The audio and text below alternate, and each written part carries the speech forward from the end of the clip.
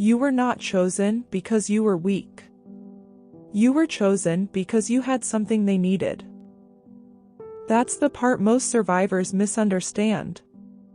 For a long time, you probably believed the relationship happened because there was something broken about you. Something naive. Something desperate. Something easy to control. But narcissists do not stay attached to empty people. They attach to people with emotional depth, empathy, patience, loyalty, forgiveness. The very qualities that made you beautiful also made you useful to them. Because narcissists are not searching for love. They are searching for supply. Someone whose emotional energy can stabilize the emptiness they cannot face inside themselves. And people like you become targets because you naturally try to understand pain instead of immediately walking away from it. You saw their wounds. You saw the sadness beneath the mask. You saw the insecurity hidden under the confidence. And instead of running, you stayed. That's what they noticed first. Your capacity to endure. Your willingness to give people the benefit of the doubt. Your ability to love through confusion. To them, those qualities looked exploitable. Because narcissists study emotional tolerance. Not consciously in some dramatic mastermind way, but instinctively. They notice who keeps explaining, who keeps forgiving, who keeps returning after disrespect. And once they identify that, the control game begins. At first, they mirror you. Your humor. Your values. Your dreams. Your emotional language. It feels magical because it feels familiar. Like finally being understood.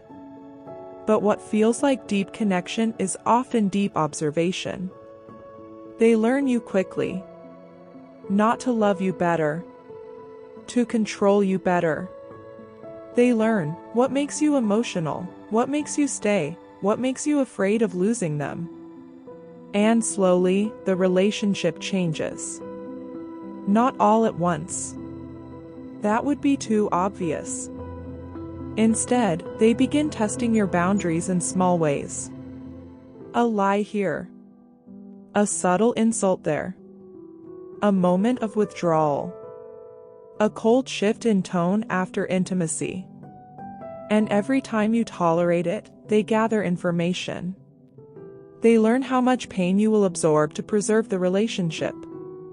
That's why narcissistic abuse feels gradual. Because conditioning works better slowly.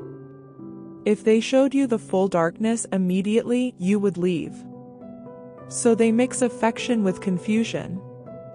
Love with distance. Validation with emotional punishment. Until your nervous system becomes attached to unpredictability.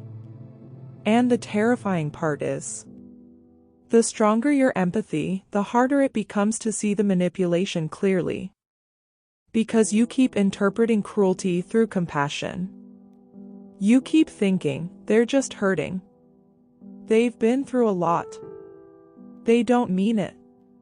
Meanwhile, your empathy becomes the very thing trapping you. That's why narcissists often choose people with strong emotional intelligence. Not because they admire it. Because they can feed off it. Your patience gives them time. Your forgiveness removes consequences. Your self-awareness makes you blame yourself first. And your loyalty keeps you fighting for a relationship they are quietly destroying. Read that again internally. You were not chosen because you lacked value. You were chosen because you had value they envied. People with narcissistic traits are often deeply threatened by authentic emotional qualities. Real confidence. Real kindness. Real emotional warmth. Because those things expose what they have been performing. So, instead of building those qualities within themselves, they try to possess them through control. That's why the relationship often feels like theft.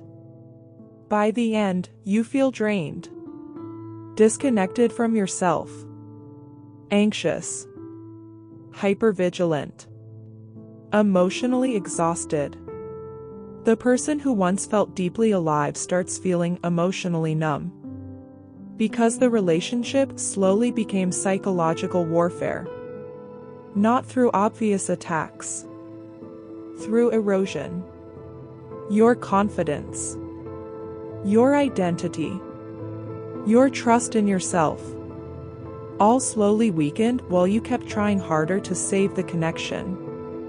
And one of the hardest truths to accept is this: the narcissist did not fall in love with your suffering. They benefited from your willingness to survive it. That's why the relationship becomes more painful the more loyal you are.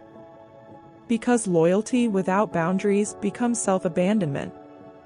But once you finally understand the pattern, something changes. You stop asking, "Why was I not enough?" and start asking, "Why did they need to control someone who genuinely loved them?" That question changes everything, because it forces you to see the truth. Your empathy was never weakness. Your loyalty was never stupidity. Your love was never the problem. The problem was that someone saw your light and decided to use it instead of learning how to create their own.